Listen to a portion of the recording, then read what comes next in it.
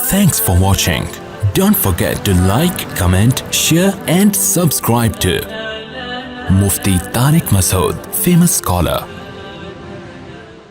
ایک پیر صاحب تھے, لوگوں کو تعویذ دیا کرتے تھے. ایسے پیر اکثر جاہل ہی ہوتے ہیں, اکثر 100% نہیں, اکثر. تو وہ تعویذ دیا کرتے تھے. اچھا یہ بات سمجھ لیں, یہ جو روحانی ٹوپی ڈرامے میں بیان کرتا رہتا ہوں, ہمارے بعض بزرگ ایسے گزرے, واقعی وہ بزرگ تھے اور وہ تعویذ دیتے بھی تھے اور تعویذ کا فوراً اثر ہوتا بھی تھا. اس پر میں یہ بتاتا ہوں لوگوں کو کہ یہ کوئی علم نہیں ہے کہ انہوں نے کوئی علم کیا ہوا تھا جس کی وجہ سے تعویذ کا اثر.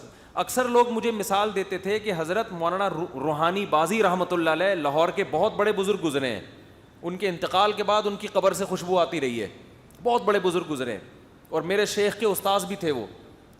تو وہ تو تعویذ دیتے تھے اور میں نے اپنے شیخ سے خود سنا کہ جب بھی تعویذ دیا فوراً اثر ہوا ہے اس کا. یعنی ایک ابھی حقیقت کیا ہے اس کی میں وہ آگے بتاتا ہوں. حالانکہ جو میرے شیخ ہیں نا وہ بھی تعویذ گنڈوں کو, یعنی وہ ان چیزوں سے لوگوں کو ہٹاتے تھے, جیسے میں ہٹاتا ہوں وہ بھی ہٹاتے تھے, اور یہ عاملوں کی کو بہت مخالفت کرتے تھے. تو جو ابھی ہیں جو ان کے شاگرد ہیں ان سے میں نے خود سنا کہ بھائی وہ جب بھی کسی کو تعویذ دیا اثر ہوا ہے. انہوں نے کہا کہ میں نے اپنی آنکھوں سے دیکھا کہ ایک شخص قتل کیا ہوا تھا, اس کا کیس عدالت میں چل رہا تھا, تو مقتول کے جو وارثین ہیں نا وہ اس کو معاف نہیں کر رہے تھے. وہ کہہ رہے تھے نہیں ہم اس کو لٹکائیں گے, پھانسی ہوگی اس کو. قاتل کی خواہش تھی کہ مجھے معاف کر دیا جائے, پیسے لے کے چھوڑ دیا جائے. تو وہ حضرت مولانا موسیٰ روحانی بازی کے پاس آیا قاتل, کہ آپ مجھے کوئی ایسا تعویذ دے دیں کہ مقتول کے وارثوں کے دل میں کچھ رحم پیدا ہو جائے, مجھ سے دیت لے کے مجھے چھوڑ دیں. تو میں نے اپنے شیخ سے یہ واقعہ براہ راست سنا ہے.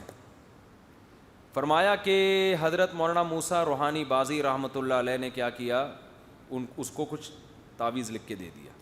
اچھا وہ تعویذ کے پیسے بھی لیتے تھے اور پیسے بھی تگڑے ہیں ٹھیک ہے نا, یہ میں آگے بتاؤں گا یہ حقیقت کیا تھی اس کی. تو اس نے 25,000 روپے دے دی. اس وقت 25,000 کی بھی بڑی ویلیو تھی. تو حضرت نے کیا کیا کہ وہ 25,000 لے کے اس کے منہ پہ مارے. یعنی کہ یہ صرف اتنے, مطلب یہ تھا کہ صرف اتنے سے پیسے, میں تمہیں تعویذ لکھ کے دے رہا ہوں کہ وارثوں کا دل تمہارے لیے کیا ہو جائے, نرم. 25,000 روپے اٹھا کے نا اس کے منہ پہ مارے. تو پھر وہ 50,000 روپے لے کر آیا, 50,000 ان کو گفٹ دیے اس کو. اب جو یہ منظر دیکھ رہا ہوگا نا, جو ان کے حقیقی حالات نہیں جانتا, وہ بدگمان ہوگا کہ یار یہ تو کتنے لالچی اور لکھ کے بھی دے رہے ہیں. تو ہمارے جو شاگرد ہیں نا انہوں نے بتایا کہ جیسے ہی وہ لے کے گھر گیا اور اس نے استعمال کیا ہے, تھوڑی دیر میں وہ مقتول کے وارثین پہنچ گئے اور کہنے لگے ہم صلح پہ بولو آمادہ ہیں. اب اس قسم کے جو بعض بزرگوں کے واقعات ہیں نا, اس کی سند تو بڑی متصل ہے, کیونکہ میں نے اپنے استاد سے, شیخ سے, جن پر مجھے بہت زیادہ اعتماد ہے, اور وہ تعویذ گنڈوں میں پڑھتے بھی نہیں ہیں نہ پڑھنے دیتے ہیں, اس کی سند تو اتنی متصل سلسلۃ الذہب ٹھیک ہے نا, کہ انہوں نے اپنی آنکھوں سے دیکھا یہ واقعہ. تو عامل لوگ نا اس طرح کے واقعات بیان کر کے کہتے ہیں کہ دیکھو مفتی طارق مسعود بولتا ہے کہ یہ کوئی علم نہیں ہے اور یہ تعویذوں سے کچھ نہیں ہوتا اور یہ نہیں ہو اور یہ ہم لوگ بیوقوف ہیں. تو اس کا مطلب یہ بزرگ بھی معاذ اللہ کیا تھے, معاذ اللہ یہ بھی فراڈی تھے. حالانکہ ان کے تو اتنے واقعات ہیں, ایک تھوڑی ہے, درجنوں واقعات ہیں ان کے تو. اور ان کی مرنے کے بعد کرامت بھی, قبر میں سے خوشبو آئی ہے ان کے. تو یہ علم ہے بھائی, علم. یہ کیا ہے, علم. انہوں نے علم کیا ہوا تھا. کیا وجہ ہے کہ یہ فلاں لکھ کے نہیں دیتا, لکھ کے دیتا ہے تو کچھ نہیں ہوتا, وہ اس کا مطلب یہ ہر آدمی کے لکھنے سے نہیں ہوتا. کچھ لوگوں نے یہ علم کیا ہوا ہے, ان کا علم کیا ہوا تھا انہوں نے, کوئی علم شلم نہیں تھا. میں نے پہلے بھی یہ بیان میں کہا تھا کہ حضرت یہ جو ہے نا یہ کوئی علم ہے ہی نہیں, یہ ایسا ہی ہے, کوئی نہ اس کا کوئی نصاب ہے. جس عامل کے پاس بیٹھ جاؤ نا, تو نے کہاں سے علم کیا ہے, ایسی پھینکنا شروع کرے گا نا, آدمی کہے گا یار اس کو تو جو معلومات, جو بیسک نالج ہے نا, بولنے کا طریقہ وہ نہیں آتا, باقی علوم کہاں سے آئے ہوں گے اس کے پاس. اس کو تو یہ نہیں پتا کہ علم کی ڈیفینیشن کیا ہے. جتنا بڑا پھینکو ہوگا اتنا بڑا روحانی عامل ہوگا, لیکن علم کیا ہوا ہوگا اس نے, پتہ نہیں کون سا علم کیا ہوا ہے یار, کچھ بھی نہیں کیا ہوا ہے. تو میں نے کئی سال پہلے یہ دعویٰ کیا تھا کہ یہ جو بعض بزرگوں سے اس طرح منقول ہے نا, ادھر لکھ کے دیا ادھر بندے کا کام ہو گیا, یہ کرامت ہے. سمجھتے ہو؟ دیکھو کرامت پیغمبروں کے ہاتھ پہ کیا ظاہر ہوتے ہیں؟ معجزے. حضرت عیسیٰ علیہ السلام مردے کو کہتے تھے کھڑا ہو جا اللہ کے حکم سے, مردہ اٹھ کے کھڑا. یہ عیسیٰ زندہ نہیں کر رہے, یہ کون کر رہا ہے؟ اللہ. لیکن کروا کس کے ہاتھ پہ رہا ہے؟ عیسیٰ ابن مریم کے ہاتھ. کیوں؟ لوگوں کو یقین آ جائے کہ یہ کیا ہے؟ پیغمبر. تو ایسے ہی بعض خلاف عقل کام ہوتے ہیں اہل اللہ کے ہاتھ پہ, تاکہ لوگوں کو ان کی ولایت پہ یقین آ جائے. اس کو کہتے ہیں کرامت. کرامت کہتے ہیں کسی کو عزت دینا, پروٹوکول دینا. یہ بھی بہت ہیں حدیث میں, تاریخی واقعات بھی ہیں, خود قرآن میں کرامتیں ذکر ہیں. حضرت مریم پیغمبر تو نہیں تھیں, لیکن بغیر شوہر کے بیٹا پیدا ہو گیا. یہ کرامت تھی کہ نہیں تھی؟ بولنے پر گورنمنٹ نے پابندی لگائی ہے تو کوئی مسئلہ نہیں ہے, دیکھو تو زور سے بول لو. حضرت مریم کے شوہر کے بغیر بیٹا پیدا ہو گیا, شادی کے بغیر. حقیقت میں دیکھا جائے, یعنی عام حالات میں جب ہم دیکھتے ہیں تو یہ تو زنا کی تہمت لگنی چاہیے نا, معاذ اللہ, نقل کفر. تبھی تو یہودی آج تک حضرت مریم کو کیا کہتے ہیں؟ زانیہ. قرآن کہتا ہے نہیں, یہ اس لیے ہوا ہے کہ بہت پرہیزگار تھیں, تقوی کے ایسے معیار پر تھیں کہ اس معیار پر پہنچنے کے بعد خلاف عقل کام ہوتے ہیں. اللہ کام اللہ کر رہا ہوتا ہے, اس میں حضرت مریم کے ارادے کا دخل نہیں ہے. یہ کام کرنے والا کون ہے؟ اللہ ہے. تو یہ کرامت ہے. یہ نہیں کہ حضرت مریم نے کوئی علم کیا ہوا تھا کہ بغیر شوہر کے بھی معاذ اللہ بچہ پیدا ہو سکتا ہے.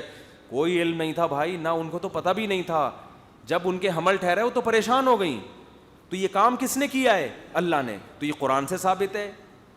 سلیمان علیہ السلام کا تخت, سلیمان علیہ السلام محفل میں بیٹھے ہیں اور کہہ رہے ہیں کہ بھائی ایکم یاتینی بعرشھا قبل ان یاتونی مسلمین, کہ ملکہ سبا کے یہاں پہنچنے سے پہلے پہلے اس کا تخت کون اٹھا کے لائے گا؟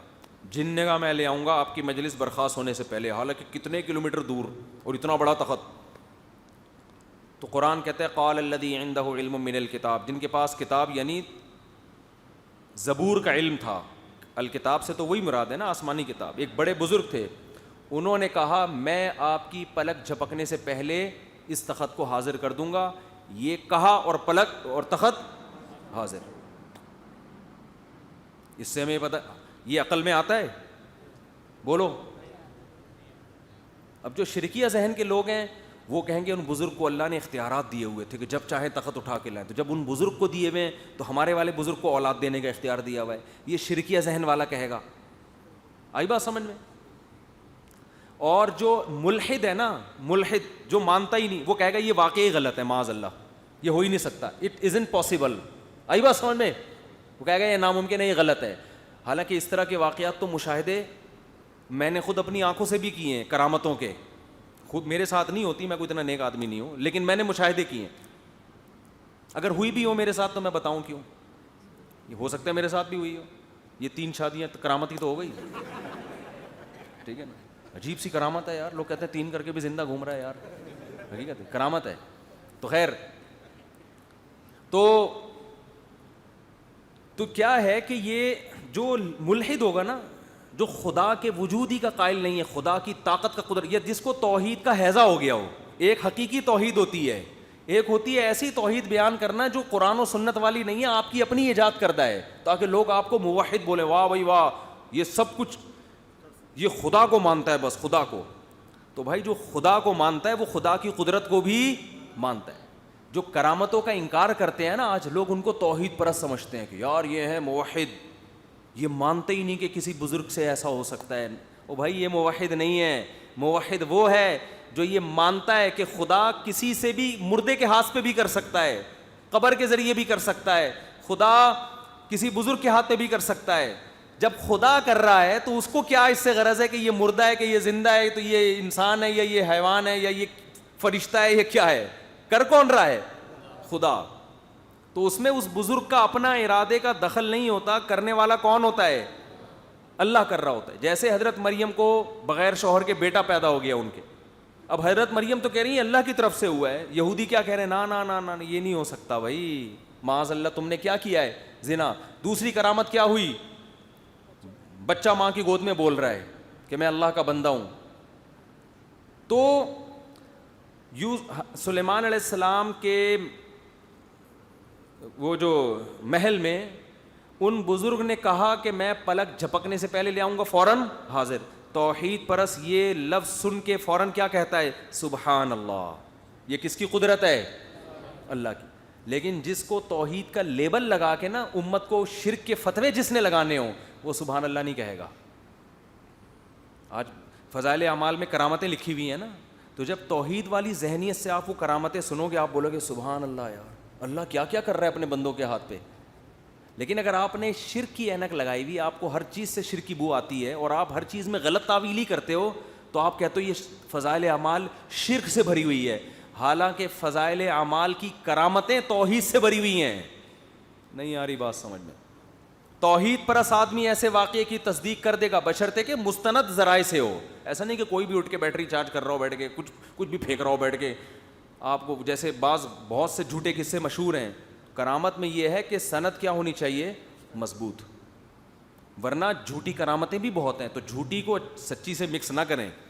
ورنہ آج ہر بدعتی کے ہاتھ میں کچھ نہ کچھ ہو رہا ہوتا ہے. وہ حضرت جی نے یوں ٹنڈ پہ ہاتھ رکھا بال نکلا ہے. وہ ٹنڈ پہ ہاتھ رکھ کے بال نہیں نکلے ہوتے، وہ تو تیل ایسا لگا لیا ہوتا ہے اس نے، یا کوئی کچھ کھا لیا ہوتا ہے. تو جھوٹ بھی اس میں بہت ہے. زیادہ تر تو جھوٹے قصے ہی ہیں.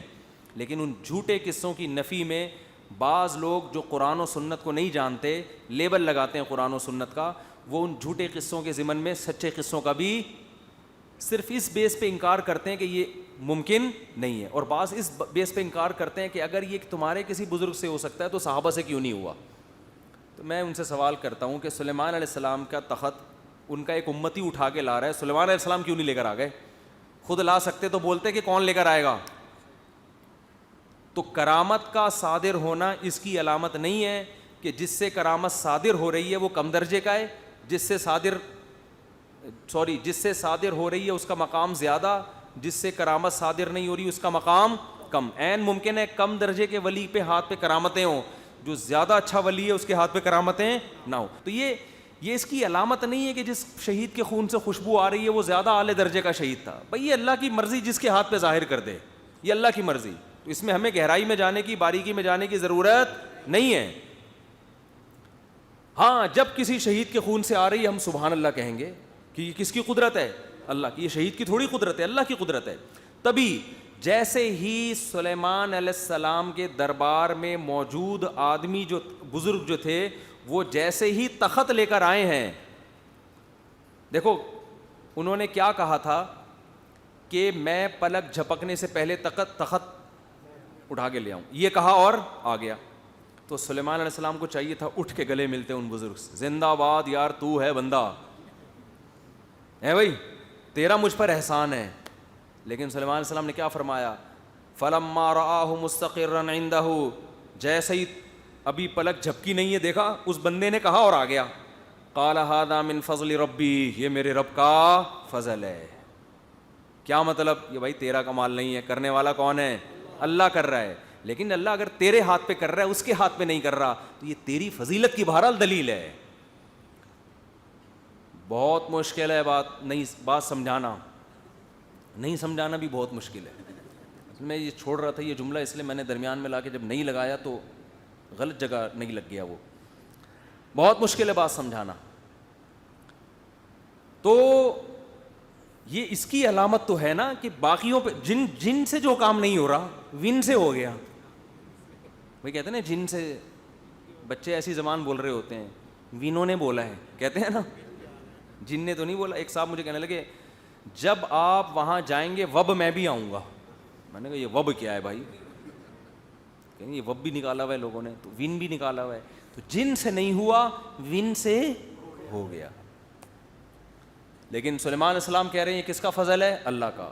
لیکن اس کے ہاتھ پہ کرامت کا ظاہر ہونا بہرحال اس کی بھی فضیلت ہے کہ سلیمان علیہ السلام کے دربار میں ایسے تگڑے تگڑے اولیاء کرام موجود ہیں. بات آ رہی ہے؟ اب سمجھو، میں نے کئی سال پہلے یہ دعویٰ کیا تھا کہ حضرت مولانا موسیٰ روحانی بازی رحمۃ اللہ علیہ عامل نہیں تھے، نہ انہوں نے کوئی اس طرح کی علم کیے ہوئے تھے. یہ جو تعویذ کا اثر اگر ہو رہا تھا یہ ان کی کرامت ہے، اس کا عامل بننے سے کوئی تعلق نہیں ہے. اللہ نے ان کے ہاتھ پہ اس طرح کرامت ظاہر کی کہ پرچی میں کسی کو بسم اللہ لکھ کے دے دی اور کہا پانی میں گھول کے پی جا, بس اس میں اللہ نے کیا کر دی, جان ڈال دی. تو ہوتا ہے یہ. اب لوگ کہتے ہیں یہ کیسے ممکن؟ بھائی آپ کے ہاں بزرگ مارکیٹ سے شارٹ ہیں, جن کے ہاں بزرگ ہوتے ہیں ان کے ہاں ہوتا ہے. بہت سے لوگوں کے بزرگ ہیں ہی نہیں, ٹھیک ہے نا, تو ان کو کبھی نظر ہی نہیں آیا یہ. تو جن کے ہاں ہوتے ہیں, میں اپنے شیخ کی کرامت جانتا ہوں, لیکن میں ان کرامتوں کے واقعات آپ نے دیکھا ہوگا اکثر بیان نہیں کرتا. وجہ اس کی ہے کہ کرامت شریعت نہیں ہے, اور ان کرامتوں کو زیادہ بیان کرنے سے لوگوں کے گمراہ ہونے کا بھی خطرہ ہوتا ہے, کیونکہ بعض دفعہ شیطانی تصرفات ہوتے ہیں, لوگ اس کو کیا سمجھ رہے ہوتے ہیں, کرامت. وہ ہے نا, وہ لوہا نکال رہا ہے اندر سے, کیلے نکال رہا ہے, پتہ نہیں کیا کیا کر رہا ہے, یہ شیطانی تصرفات ہیں. اس لیے کہ کرامت کے لیے سب سے پہلے ضروری ہے انسان شریعت کو فالو کرتا ہو. جو شریعت ہی کو فالو نہیں کر رہا اس کے ہاتھ پہ کرامتیں تھوڑی ہوں گی, اس کے ساتھ تو شیاطین ہوتے ہیں, وہ کچھ شعبدے دکھا رہے ہوتے ہیں بیٹھ کے. تو اس لیے ہم زیادہ ان واقعات کو, میرے اپنے شیخ کی کچھ کرامتیں تھیں, ہم ان کو زیادہ بیان نہیں کرتے, اس لیے کہ اصل کیا ہے بھائی, شریعت ہے.